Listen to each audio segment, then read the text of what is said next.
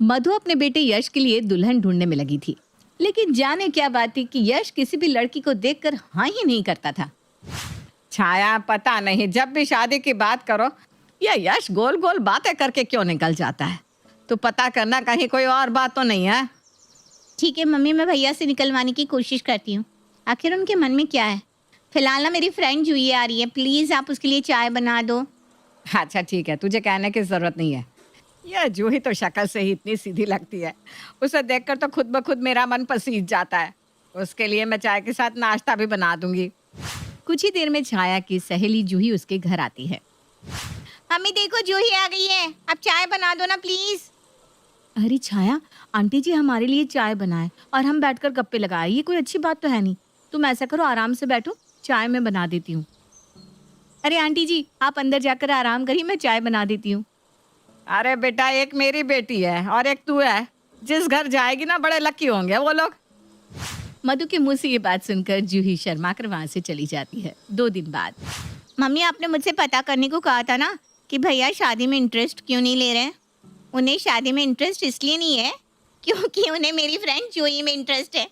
इसीलिए आज मैं आपसे अपनी फ्रेंड जूही और यश भैया का हाथ मांगने आई हूँ। अब आप जल्दी से हाँ बोल दो बस। हाय, भाई और जूही की शादी, मैं तो सोचकर ही एक्साइटेड हो रही हूँ। देख छाया, समझा देना अपनी सहेली को, मुझे ये रिश्ता कतई मंजूर नहीं है। वाह मम्मी, वैसे तो जब देखो जूही की तारीफ में कसीदे पढ़ती थी आप। हाय कितनी सुंदर है, हाय कितनी सीधी है, जिस घर ब्याह के जाएगी उनके भाग खुल जाएंगे। मम्मी याद है ये सारे डायलॉग किसके हैं या मैं याद दिलाऊं? अरे मुझे क्या पता था कि ये आफत की पुड़िया मेरे ही गले पड़ने वाली है। मम्मी आप उसकी कमी तो बताओ। जूही में जब कोई कमी नहीं है तो आपको ये रिश्ता कबूल करना ही होगा। बेटे और बेटी की जिद देखकर हर माँ की तरह मधु का दिल भी पिघल जाता है और वो जूही को अपनी बहू बनाकर घर लाने के लिए तैयार हो जाती है। शादी के बाद अरे जूही, तू बस बैठकर छाया के साथ गप्पे ही मारती रहेगी या कुछ काम में भी हाथ लगाएगी? देख रही हूँ दिन में आधा समय तुम छाया के कमरे में ही घुसी रहती हो। जब देखो ही की आवाज कमरे से बाहर आती रहती है। अरे बहू के लक्षण नहीं होते हर समय ही करना। मम्मी ये क्या बात हुई? भाभी कोई अकेले तो नहीं हंस रही थी, मैं भी उनके साथ हंस रही थी ना। मुझे तो आपने एक बार मना नहीं किया हंसने के लिए, अब आप उनकी हंसी पर भी पाबंदी लगाओगी क्या? तू ज्यादा मत बोल। बहुओं के ससुराल में रहने के कुछ कायदे कानून होते हैं और मैंने तुझसे कल भी कहा था ना, पूरे घर के पर्दे उतार कर धो दे। लेकिन देख रहे हो अभी तक वही गंदे पर्दे लटके हुए हैं। एक बात कहूँ, घर के कामों में तेरा जरा अभी मन नहीं लगता। बस दिन भर बैठ कर या तो मोबाइल चलवा लो या फिर ननद के साथ बैठकर गप्पे लगवा लो। अरे मम्मी, आपकी ना भाभी से कुछ ज्यादा ही एक्सपेक्टेशंस है। अभी नई नई शादी हुई है उनकी, इतनी सारी जिम्मेदारी तो मत डालो उनके सर पर कि वो बिल्कुल ही घबरा जाए और उन्हें ससुराल के नाम से ही डर लगने लगे। दिन भर काम ही तो करती रहती है वो, फिर भी आप कभी खुश नहीं होती उनसे।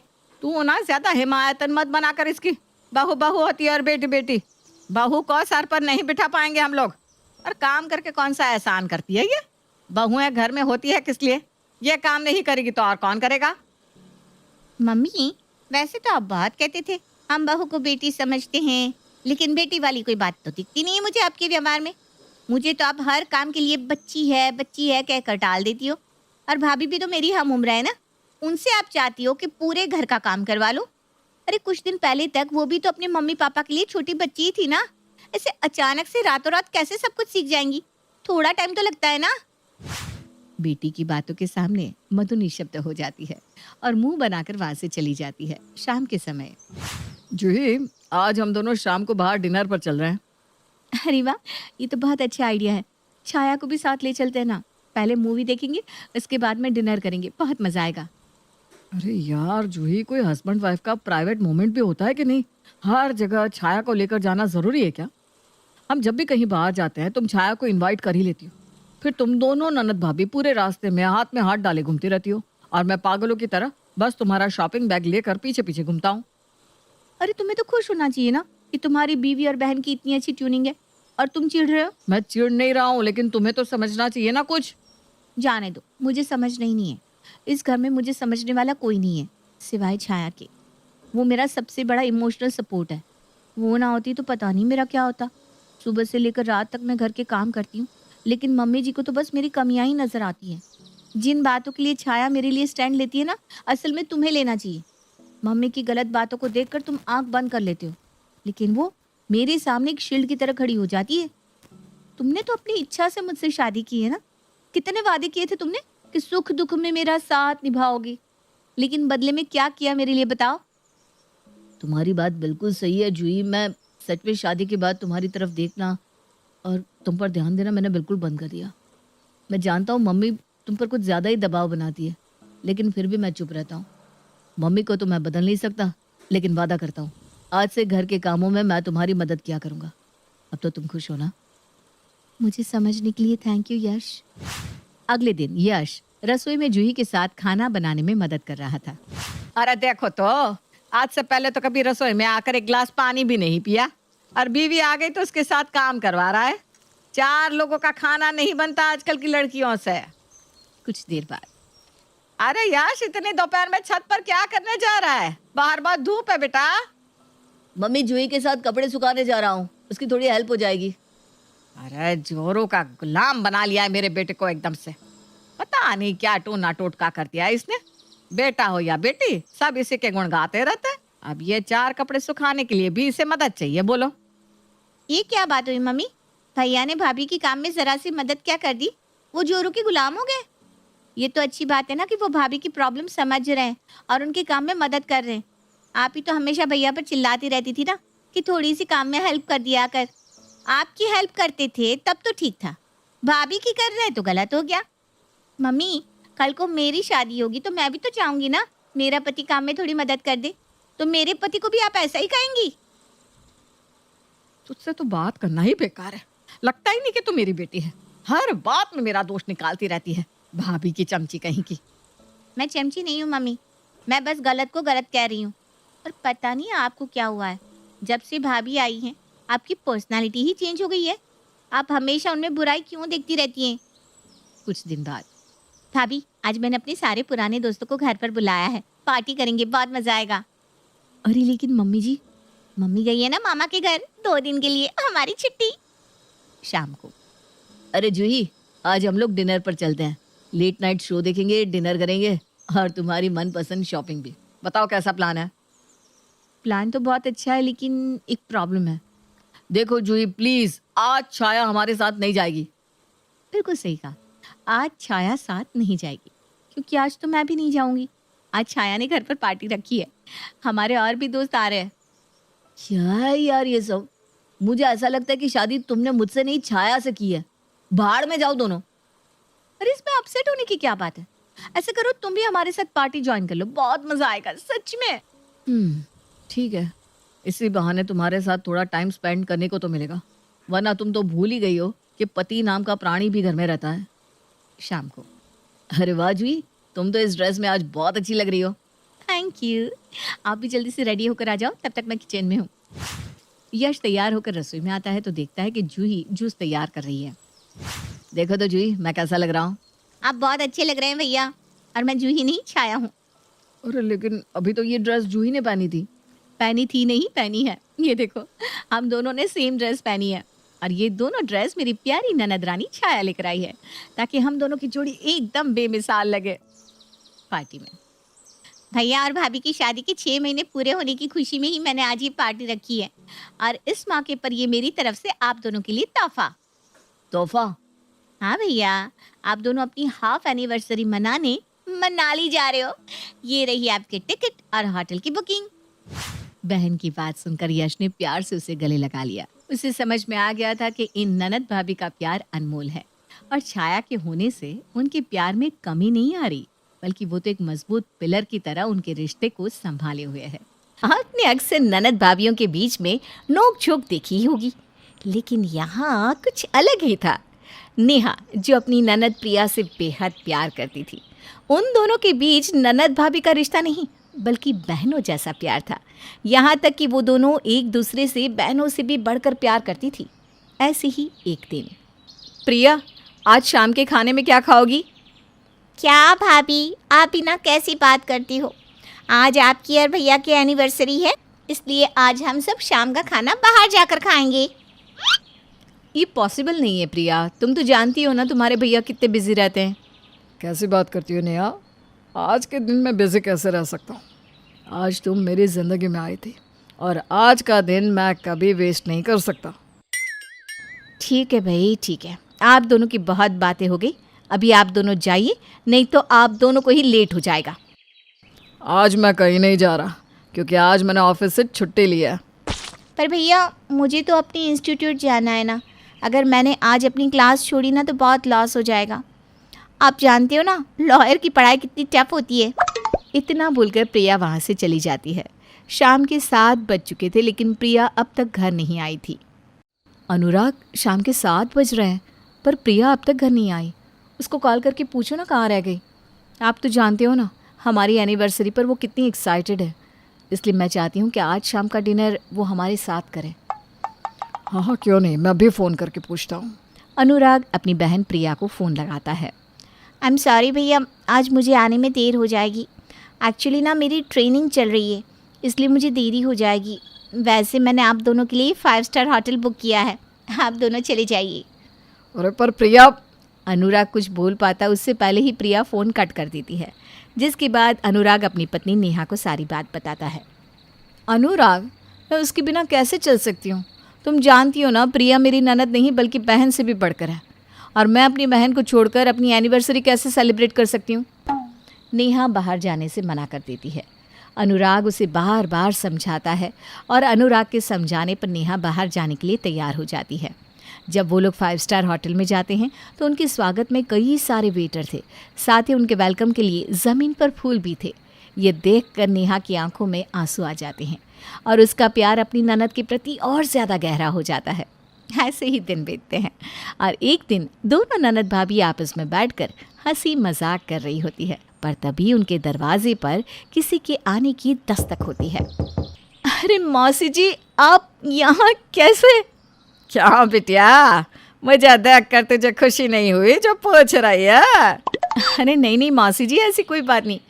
अब बिना बताए अचानक से आ गई ना, बस इसलिए पूछ लिया। आप बाहर क्यों खड़ी हैं? अंदर तो आइए। नेहा विमला का सामान लेकर अंदर सोफे पर बिठा देती है और रसोई से पानी लाकर विमला को देती है। और बिटिया, घर में सब ठीक ठाक है ना? कोनो दिक्कत तो ना है ना? दामाद जी प्यार तो करते हैं ना? जी मौसी जी, घर में सब अच्छा है और इस घर में कोई दिक्कत नहीं है।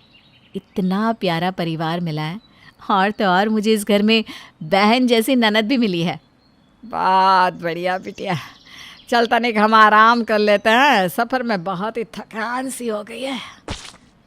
नेहा विमला को उसके कमरे तक छोड़ देती है और अपना काम करने चली जाती है। रात होती है, सब खाना खाने आते हैं। नेहा प्रिया को बहुत प्यार से खाना खिला रही थी। ननद भाभी का इतना प्यार देखकर विमला मन ही मन सोचती है, सच में इन दोनों में तो बहुत ही प्यार है, लेकिन कैसे? मेरी भी बहू बेटी है लेकिन उन दोनों में इतना प्यार नहीं है। वो दोनों तो बस आपस में किसी न किसी बात पर लड़ती रहती हैं। मौसी जी खाना खाइए वरना खाना ठंडा हो जाएगा। विमला हल्की सी मुस्कान के साथ नेहा को देखती है और खाना खाना शुरू कर देती है। ऐसे ही दिन बीतते हैं। विमला नेहा और प्रिया के बीच में इतना प्यार देखकर अंदर ही अंदर जलने लगती है। और ऐसे ही एक दिन जब सारे घर से चले जाते हैं तो विमला नेहा के पास आकर कहती है, बिटिया, तुम दोनों ननद भाभी के बीच में सच में बहुत ही प्यार है और होना भी चाहिए। वैसे तेरी ननद वकालत की पढ़ाई कर रही है ना? जी मौसी जी, प्रिया लॉयर बनना चाहती है और यही मेरा और अनुराग का भी सपना है। वो सब तो ठीक है बिटिया, पर एक बात बोले बुरा मत मानियो। कहा है कि हम तो तेरा भला चाहते हैं। नहीं मौसी जी, मुझे पता है हमारे बड़े हमारा कभी भी बुरा नहीं चाहते। तू ना बहुत बोली है और तेरी ननद चालाक। बेटा, ये ननद पर ना कभी भरोसा नहीं करना। ये सब पहले तो बहुत ही प्यार से रहती हैं, फिर शादी के वक्त पे तेरे हिस्से का सब लेकर जाएगी। नहीं मौसी जी, प्रिया मेरे साथ ऐसा कभी नहीं करेगी। हम दोनों में बहुत प्यार है और इस प्यार के बीच में पैसा थोड़ी ना आएगा। इसीलिए तो कहती हूँ कि बहुत भोली है तू। तुझे इन लॉयर का नहीं पता, ये लोग ना बड़े चालाक होते हैं। इनको कानून के साथ खेलना बहुत अच्छे से आता है। तू देख लियो, तेरी ननद अपने ससुराल में हिस्सा लेगी और साथ ही साथ तेरे घर से भी हिस्सा लेगी। मैं तो कहती हूँ इसकी शादी किसी गरीब घर में करवा दे। नहीं मौसी जी, अब प्रिया के बारे में ऐसा मत बोलिए ना। मेरा काम तुझे चौकन्ना करना था बिटिया, बाकी तेरी मर्जी। इतना बोलकर विमला चली जाती है। अभी तो नेहा ने विमला की बातों पर ज़्यादा ध्यान नहीं दिया और वो प्रिया से वैसा ही प्यार करती रहती है जैसा पहले करती थी। दिन गुजरते हैं और गुजरते दिन के साथ साथ विमला आए दिन प्रिया के खिलाफ उसके कान भरती रहती। अब नेहा भी विमला की बात पर थोड़ा थोड़ा भरोसा करने लगती है और प्रिया से थोड़ी नाराज़ रहने लगती है। ऐसे ही एक दिन नेहा प्रिया को खाना देकर चली जाती है और कुछ नहीं बोलती। ये देखकर प्रिया नेहा से कहती है, क्या हुआ भाभी, आपकी तबीयत तो ठीक है ना? कुछ नहीं हुआ है मुझे, मेरी तबीयत बिल्कुल ठीक है, तुम मेरी चिंता मत करो। आपको हुआ क्या है भाभी? आजकल आप मुझसे कटी कटी रहती हो। मुझसे कोई गलती हो गई है क्या? मैंने कुछ किया है क्या? नहीं, ऐसी कोई बात नहीं है। तुम खाना खाओ और अपने इंस्टीट्यूट जाओ। आपको कुछ तो हुआ है। आपने ऐसा बर्ताव पहले कभी नहीं किया। कुछ तो बातें बताओ ना भाभी। तुम्हें जानना है ना कि मैं तुमसे कटी कटी क्यों हूँ? क्योंकि मुझे तुम्हारी चिंता होती है। अब तुम्हारी शादी की उम्र हो गई है और तुम शादी नहीं करी। बस इतनी सी बात के लिए आप मुझसे गुस्सा हो गई हो? अरे जैसे ही मेरी लॉ की पढ़ाई ख़त्म होगी मैं आपकी पसंद से शादी कर लूँगी। आप इतनी चिंता क्यों करती हो? इतना बोलकर प्रिया इंस्टीट्यूट के लिए निकल जाती है। प्रिया के जाते ही विमला कहती है, देख लिया ना, मैं ना कहती थी, तेरी ननद बहुत चालाक है। आज शादी के लिए मना कर रही है, कल को अपना हिस्सा देने से मना करेगी। घोर कलयुग है बिटिया, घोर कलयुग। इतना बोलकर विमला अपने कमरे में चली जाती है और नेहा अपने घर के कामों में लग जाती है। ऐसे ही दिन बीतते हैं और नेहा की लॉ की पढ़ाई ख़त्म हो जाती है। अब प्रिया घर में ही रहने लगती है। ऐसे ही एक दिन घर में सारे बैठकर बातें कर रहे थे। अब तो प्रिया तुम लॉयर बन गई हो, न जाने कितने घर जोड़ोगी, कितने लोगों का हिस्सा दिलाओगी। बस एक बात बताओ, तुम अपने मायके से भी हिस्सा लोगी क्या? हाँ हाँ भाभी, अब तो मैं अपने मायके से भी हिस्सा लूँगी और सबसे पहले तो मैं आपसे ही हिस्सा लूँगी। प्रिया के इतना बोलते ही नेहा को विमला की बात पर यकीन हो जाता है और नेहा का प्यार प्रिया के लिए नफ़रत में बदल जाता है। ऐसे ही समय गुजरता है और नेहा प्रिया की शादी एक गरीब घर में करवा देती है। विदाई का समय होता है। प्रिया सबसे मिल लेती है और जाते जाते नेहा की तरफ देखते हुए मन में कहती है, ऐसा भी क्या हो गया भाभी जो आप मुझसे इतनी नफ़रत करने लगी और मेरी शादी एक गरीब घर में करवा दी? इसका पता तो मैं लगा कर रहूँगी और एक बार फिर से हमारा रिश्ता सुधार कर रहूँगी।